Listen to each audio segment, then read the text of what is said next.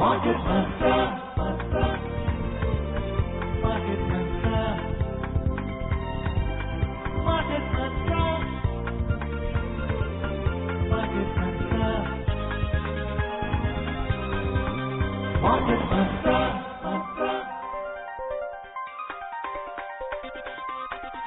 Market Mantra. Good evening and welcome to the Saturday edition of Market Mantra, in which we give you a complete update on the economic news of the day. Today we'll also be taking calls from you, our listeners, and any queries that you may have on business, economic and stock market matters. But do remember that we don't address stock or company-specific queries.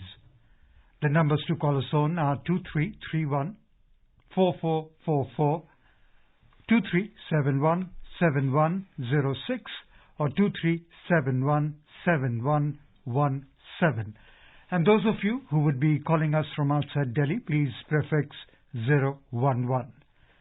My name is Rajesh Lake, and with me is my co-anchor in Hindi, Amrish Saxena. नमस्कार। आर्थिक खबरों के कार्यक्रम market मंत्र में आपका स्वागत है। रोज की तरह आज भी हम ताजा आर्थिक समाचार आप तक लाएंगे। श्रोताओं, आज शनिवार है और हर एक शनिवार की तरह आज भी हम आपके प्रश्न सीधे प्रोग्राम में शामिल करेंगे। आप हमसे आर्थिक, व्यापारिक और शेयर बाजार से जुड़े किसी भी मुद्दे पर जानकारी प्राप्त कर सकते हैं, परंतु ध्यान रखिएगा कि हम किसी विशेष कंपनी या स्टॉक के बारे में आपको इस कार्यक्रम में जानकारी नहीं दे पाएंगे। हमसे बात करने के लिए आप हमें इन नंबरों पर फोन कर सकते हैं 23314444 और 23717106 और तीसरा नंबर है 23717117। और आपके प्रश्नों का उत्तर देने और प्रमुख खबरों पर चर्चा करने के लिए हमारे साथ कार्यक्रम में आमंत्रित हैं रूरल वॉइस के संपादक हरवीर सिंह। हरवीर, नमस्कार। कार्यक्रम में आपका स्वागत है। Welcome Harveer. Thank you Rajesh, नमस्कार। और पहले हेडलाइंस लेके मौजूद हैं राजेश लेख। Union Health Minister Harshvardhan says COVID-19 vaccine will be provided free across India. Country's exports declined 0.8% to $26.9 billion in December 2020, but imports grow $42.6 billion. And two-wheeler maker Hero MotoCorp's total monthly sales rise 5% in December 2020. स्वास्थ्य मंत्री हर्षवर्धन ने कहा है कि कोविड-19 टीका पूरे देश में मुफ्त लगाया जाएगा। देश का निर्यात दिसंबर 2020 के दौरान 26 अरब 90 करोड़ डॉलर पर आ गया, जो कि पिछले वर्ष के मुकाबले 0.8% कम है, लेकिन आयात बढ़कर 42 अरब 60 करोड़ डॉलर पर पहुंच गया। और दोपहिया वाहन क्षेत्र में हीरो मोटरकॉर्प की मासिक बिक्री में 5% की तेजी आई।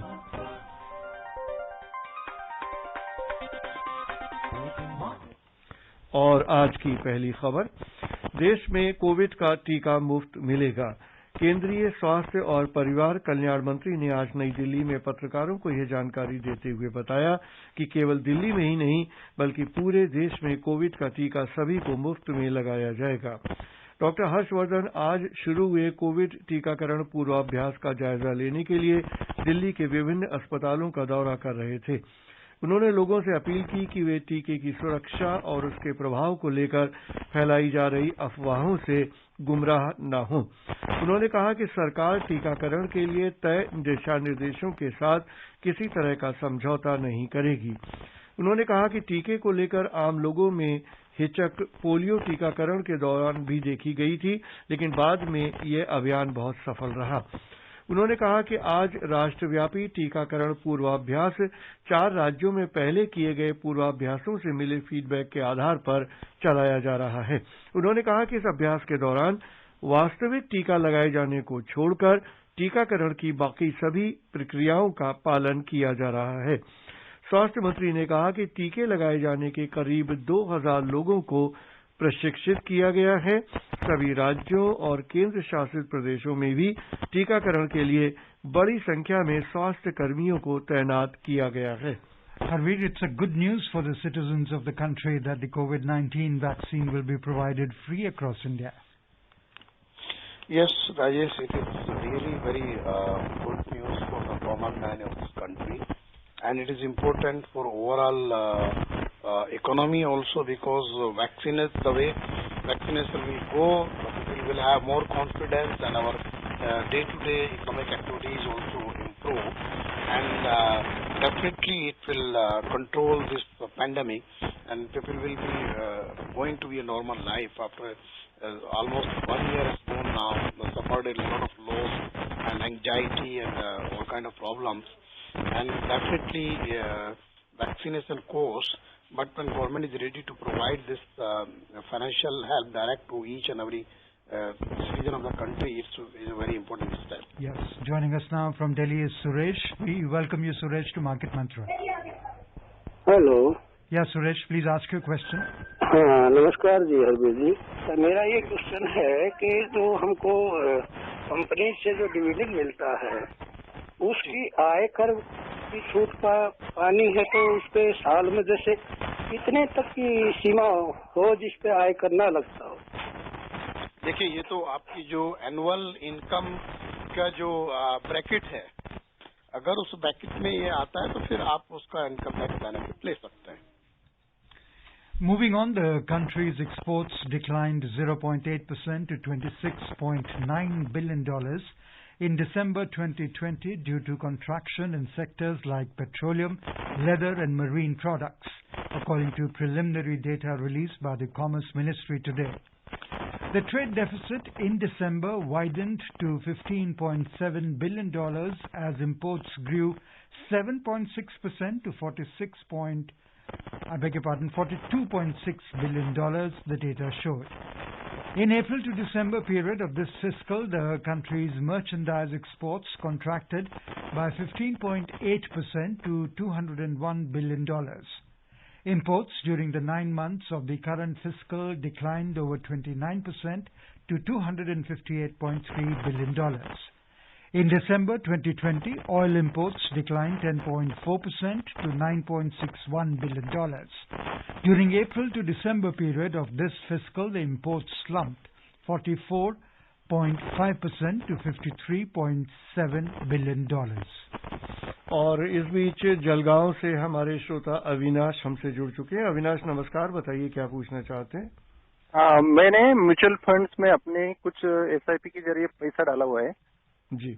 अभी मेरे को 20% का रिटर्न्स मिल रहा है, तो क्या इस पीरियड में उससे निकालना अच्छा होगा, सही होगा?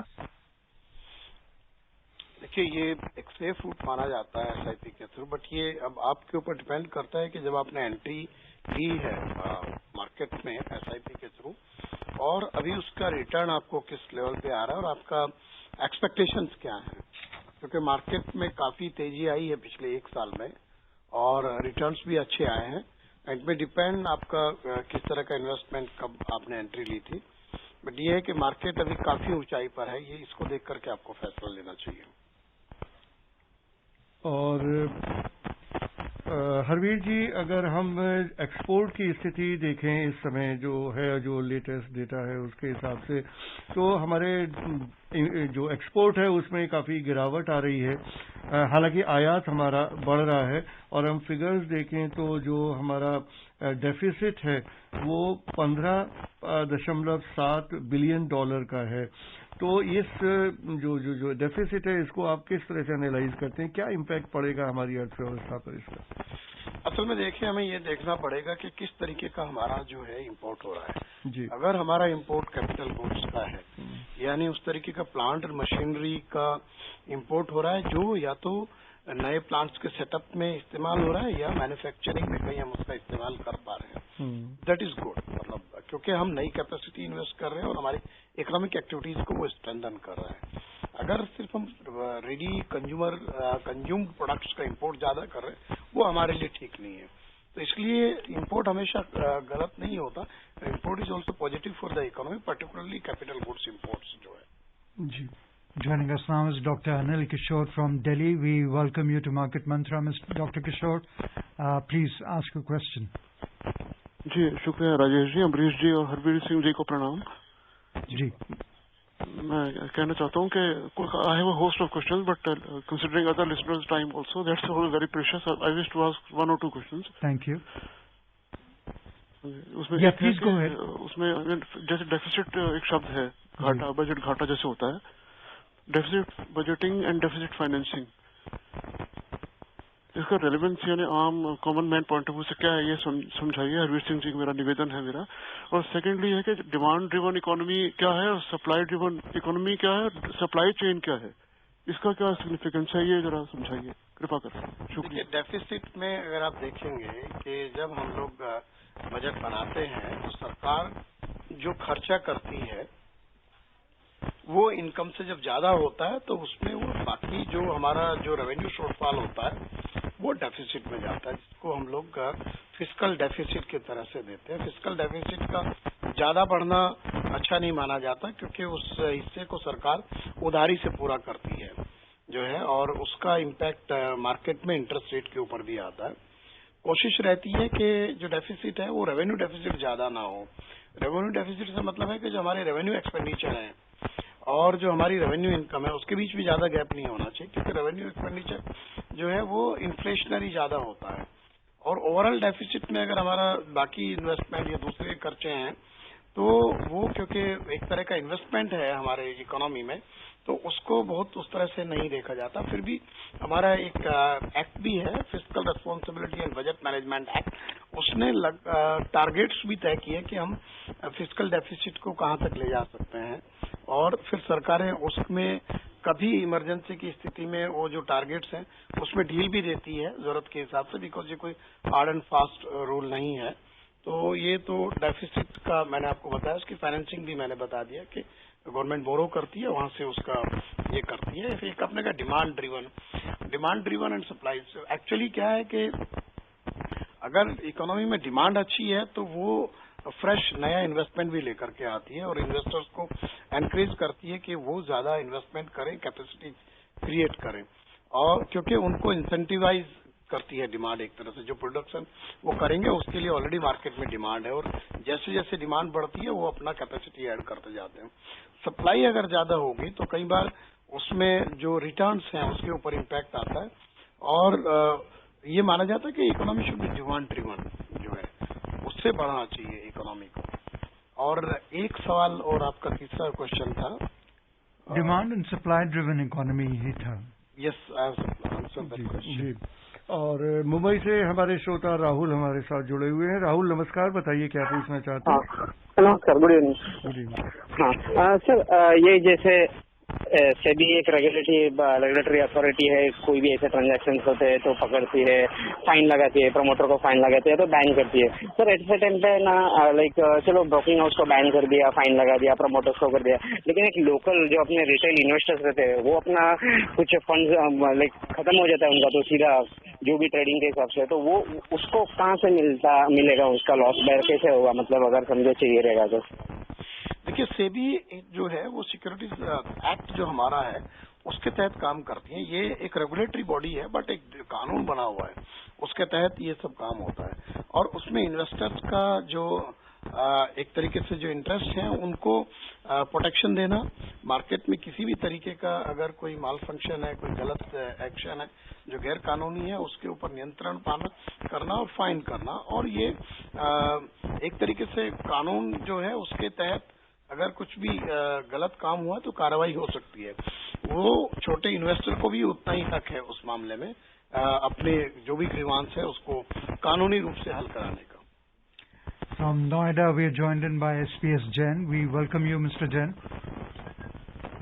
हाँ नमस्कार जी, हरवीर सिंह जी को भी नमस्कार। जी नमस्कार। अभी पिछले हफ्ते मैं हरवीर सिंह जी को एनडीटीवी पर सुनना था।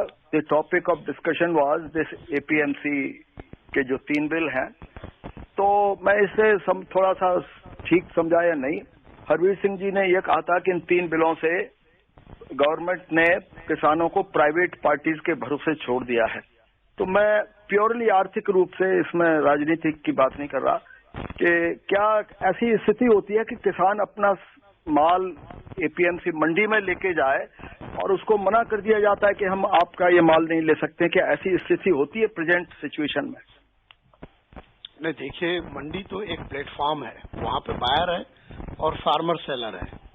बायर एक तो जो वहां पर जो कमीशन एजेंट्स हैं वो हैं, और सरकारी एजेंसियां भी होती हैं जो खास तौर से जो पब्लिक प्रोक्योरमेंट जब होता है, जैसे धान का होता है, गेहूं का होता है, दालों में भी होता है, और बाकी एजेंसीज भी हमारी प्रोक्योर करती हैं ऑयल सीड में, या cotton corporation of India cotton में करती है, कोपरा में भी हमारा जो नारियल बोर्ड है वो करता है।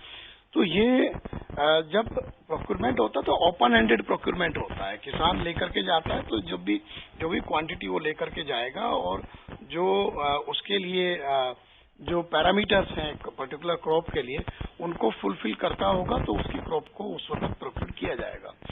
बाकी जो नॉन पब्लिक प्रोक्योरमेंट सिस्टम का जो खरीद फरोख्त है उसमें जो कमीशन एजेंट्स हैं वो इंडिविजुअल एक प्राइवेट ट्रेडर और प्राइवेट सेलर के बीच का मसला होता है, और उस वक्त जो प्रिवेलिंग मार्केट कंडीशन होती है उसके हिसाब से खरीद बिक्री ये होती है। तो ऐसा नहीं है कि कोई जाए और उसको कोई मना कर दे, क्योंकि जाहिर सी बात है ट्रेडर भी तो अपना बिजनेस करने के लिए वहां पर है, इसलिए कोई मना उस तरह से नहीं होता। और मुंबई से हमारे श्रोता रत्नाकर लाइन पे। रत्नाकर जी नमस्कार, बताइए क्या पूछना चाहते हैं।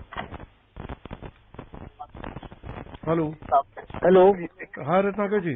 हाँ, good evening sir. Good evening ji, and happy new year. Thank you. हाँ, मेरा सवाल है कि वो जो जीएसटी में अभी बहुत अच्छी तरह उसका बढ़त देखी जाएगी जीएसटी कलेक्शन में, तो इसका कुछ इफेक्ट शेयर मार्केट पर गिर सकता है क्या? और अभी अच्छा ये है तो मार्केट और ऊपर जाएगा क्या नीचे? Happy new year. ये आपको भी हैप्पी न्यू ईयर। देखिए, जीएसटी कलेक्शन काफी पॉजिटिव न्यूज है, और ये पिछले साल के मुकाबले उसमें ग्रोथ है month two month. That is very important, क्योंकि वो प्री कोविड पीरियड के मुकाबले अब ग्रोथ उस तरीके की है, तो एक बड़ा कंपैरिजन है और एनकरेजिंग है।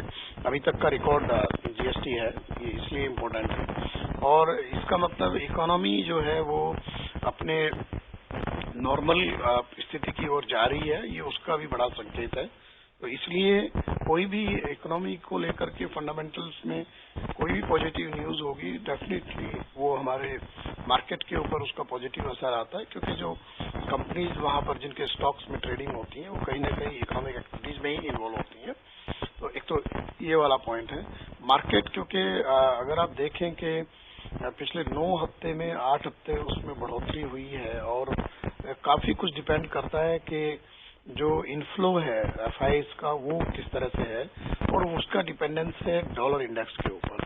तो ये अगर डॉलर इंडेक्स वीक होगा तो इमर्जिंग इकोनॉमीज में और ज्यादा फ्लो होगा, ये हमारे लिए फेवरेबल होगा। बट ये सब कुछ इंटरलिंक्ड है, और इंडिविजुअल स्टॉक्स में कुछ अलग तरीके से वो मूव आ सकता है, but overall situation is like that. Gaurav from Ghaziabad joins us now. Gaurav, we welcome you. Good evening market Mantra. नमस्ते रवि जी। सर मेरा सवाल है 16% of our GDP from farm sector, it employs almost 300 million people close to, including the family member if you consider. और अगर हम double production भी कर दें तो 5 सालों में तो उनकी फार्मिंग इनकम डबल नहीं होगी, क्योंकि मार्केट में गलत आ जाएगा, पॉपुलेशन ऑलरेडी उस तेजी से बढ़ नहीं रही है। तो क्या इन लोगों को ट्रेन करके दूसरी जगह स्किलिंग करके दूसरी जगह एम्प्लॉयमेंट करके कुछ किया जाए तो बेटर एम्प्लॉयमेंट, बेटर रेवेन्यू इनके बढ़ेंगे, बेटर इनकी फार्मिंग क्या कर सकते हैं? डबल ट्रिपल प्रोडक्शन से तो इनका होने नहीं वाला कुछ काम। और दूसरा, हम लोग WTO के मेंबर है तो हम लोग सब्सिडी भी ज्यादा नहीं दे सकते, क्योंकि सब्सिडी देंगे तो वहां प्रॉब्लम आ जाएगी। तो इस तरह की कुछ सरकार क्यों नहीं इनसे खुलेआम बातें करती कि भैया ये सब जो आप कर रहे हैं वो नहीं होगा, you have to skill and get better employment.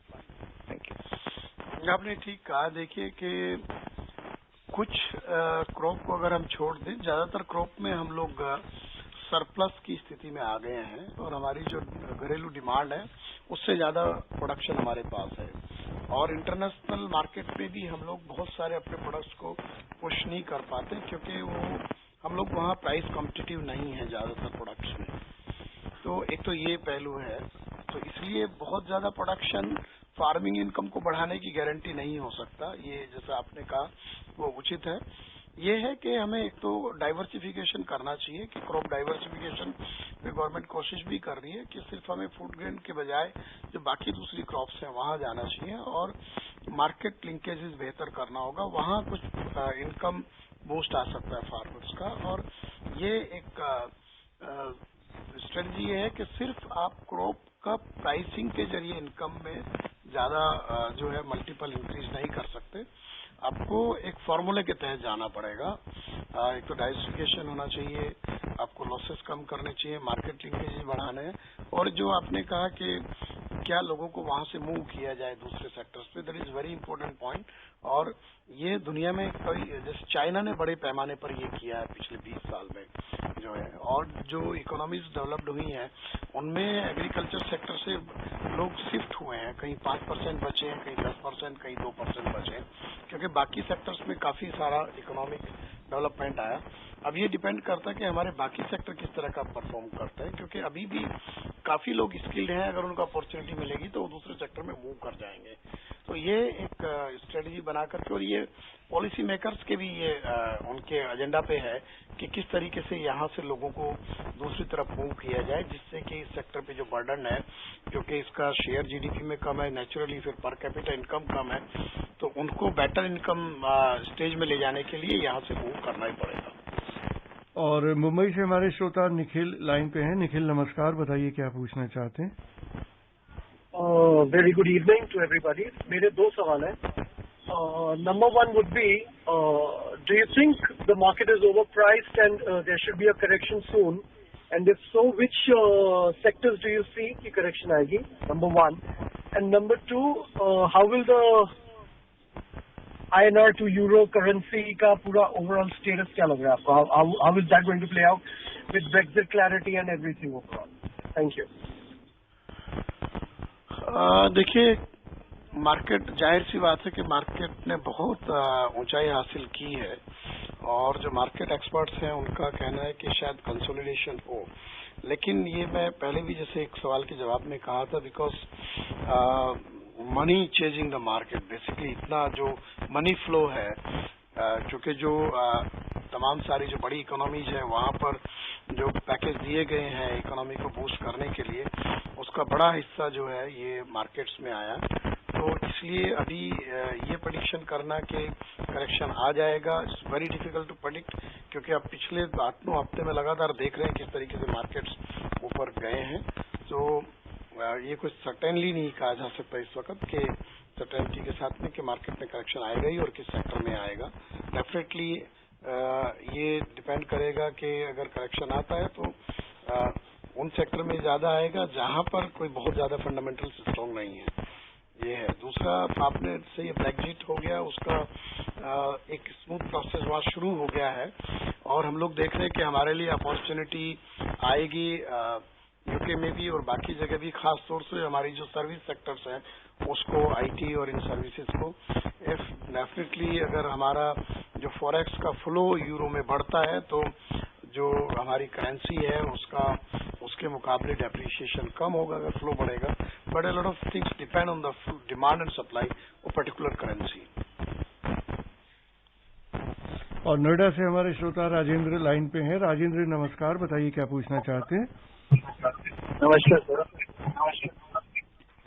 Sir, my question is regarding this query Mr. Jain has asked from Greater Noida just now, a few minutes back, to Shri Harveer ji.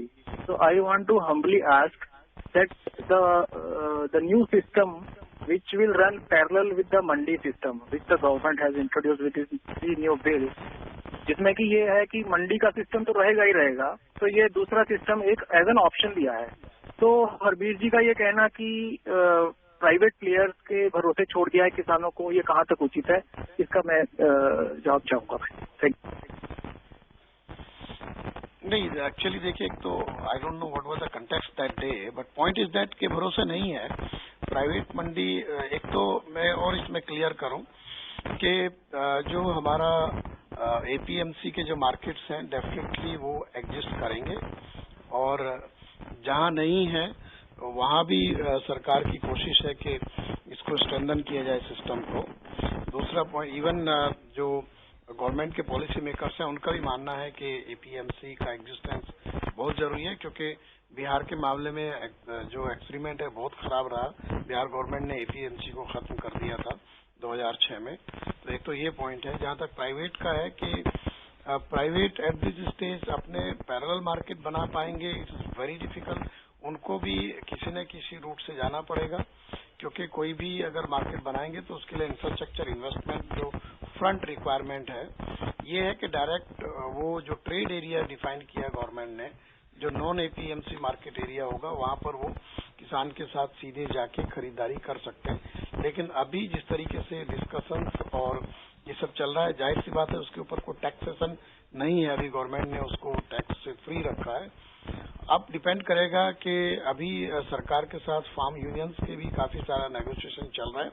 हो सकता है कि वो tax free वाली बात reverse हो जाए और वहां पर भी एक लेवल प्लेइंग फील्ड देने के लिए वहां भी टैक्स की व्यवस्था की जा सके, लेकिन वो स्टेट को करनी पड़ेगी विद द परमिशन। मेरा जो अपना जानने का एक ये समझ है, वो अगर स्टेट करेगा भी तो उनको उसके लिए सेंटर से परमिशन लेना पड़ेगा, क्योंकि ये सेंट्रल एक्ट्स हैं। और चलते हैं अगली खबर की ओर। कृषि मंत्री नरेंद्र सिंह तोमर ने कहा है कि मौजूदा वित्त वर्ष 2020-21 के दौरान देश में रबी का खाद्यान्न उत्पादन पिछले वर्ष के रिकॉर्ड 15 करोड़ 33 लाख टन को भी पार कर जाएगा। इसमें गेहूं का उत्पादन भी शामिल है। रबी की बुआई अभी जारी है। रबी की बुआई अक्टूबर से खरीफ फसलों की कटाई के फौरन बाद शुरू हो जाती है। रबी की मुख्य फसलें गेहूं और सरसों हैं। इन फसलों का समय जुलाई से जून के बीच है। 2020-21 के दौरान केंद्र सरकार ने 30 करोड़ 10 लाख टन खाद्यान्न उत्पादन का लक्ष्य रखा है। इसमें रबी के दौरान 15 करोड़ 17 लाख टन खाद्यान्न उत्पादन का भी लक्ष्य है। हरवीर जी, जैसे हम पहले भी बात कर रहे थे कि काफी रिकॉर्ड उत्पादन हुआ है और पिछले साल के रिकॉर्ड को भी क्रॉस करने की स्थिति है। आप किस तरह से इसको विश्लेषण करते हैं? देखिए, अभी एकरेज जो है वो पिछले साल से ज्यादा है और जो वेदर है वो बहुत फेवरेबल रहा है। रेनफॉल अच्छा हुआ है, मॉइस्चर कंटेंट अच्छा है सॉइल में, और जो लेट रेनफॉल भी हुआ है उसके बेनिफिट्स रबी में मिलेंगे। यूजुअली खरीफ का प्रोडक्शन रबी से ज्यादा होता है, क्योंकि उसका जो एकरेज और एरिया काफी बड़ा होता है खरीफ में। बहुत सारा हमारा हिस्सा ऐसा है कल्टिवेबल लैंड का जो रेनफेड होता है, तो वहाँ मानसून सीजन की क्रॉप जरूर हो जाती है। But season is good, acreage is better, तो डेफिनेटली हम लोग हर बार बम्पर प्रोडक्शन की तरफ लगातार जा रहे हैं। जी हरवीर जी, और चलते हैं अगली खबर की ओर। दोपहिया वाहन बनाने वाली कंपनी हीरो मोटर कॉर्प ने दिसंबर 2020 में पिछले वर्ष की इसी अवधि के मुकाबले 5% की बढ़ोतरी दर्ज की है। इस महीने में कंपनी ने 4,47,000 वाहन बेचे। दिसंबर 2020 के दौरान घरेलू बाजार में वाहनों की बिक्री 4,25,000 रही, जो कि पिछले वर्ष के इसी महीने के मुकाबले 3% अधिक है। इस महीने में निर्यात में 22,302 वाहनों के साथ 72% की बढ़त दिखाई दी। हीरो मोटोकॉर्प ने वित्त वर्ष 2020-21 की तीसरी तिमाही के दौरान 18,50,000 वाहन बेचे, जो कि उसका अब तक का सबसे अच्छा तिमाही प्रदर्शन है। Manoj from Delhi is with us. Manoj, संक्षेप में अपना सवाल पूछे, समय बहुत कम है। मनोज जी नमस्कार। संक्षेप में प्लीज। सर, मेरा एक क्वेश्चन था जल्दी। अगर मल्टीपल डीमैट अकाउंट हैं तो उसमें कोई प्रॉब्लम तो नहीं है इनकम टैक्स के पॉइंट ऑफ व्यू से? हरवीर जी, क्या बोलना चाहेंगे आप? ये तो आपका मल्टीपल डीमैट अकाउंट है, तो ये एक तो आपका केवाईसी नॉर्म्स के हिसाब से अगर सब जगह कंप्लायंस है तो फिर तो कोई इशू नहीं है। But I don't know whether multiple accounts की जरूरत क्या है अगर आप उसमें, क्योंकि डीमैट अकाउंट तो बनाए इसलिए गए हैं जी हरवीर जी, और सारा ट्रांजैक्शन कर पाए। जी हरवीर जी, चलते हैं कार्यक्रम की समाप्ति की ओर। प्रमुख खबरों पर चर्चा करने और श्रोताओं का प्रश्नों का उत्तर देने के लिए आपका धन्यवाद। Thank you, Harveer, for being with us. And before we close the headlines once again, Union Health Minister Harsh Vardhan says COVID-19 vaccine will be provided free across India. Country's exports declined 0.8% to $26.9 billion in December 2020, but imports grow $42.6 billion. And two-wheeler maker Hero MotoCorp's total monthly sales rise 5% in December 2020. That's all we have in this edition of Market Mantra. Till tomorrow, goodbye.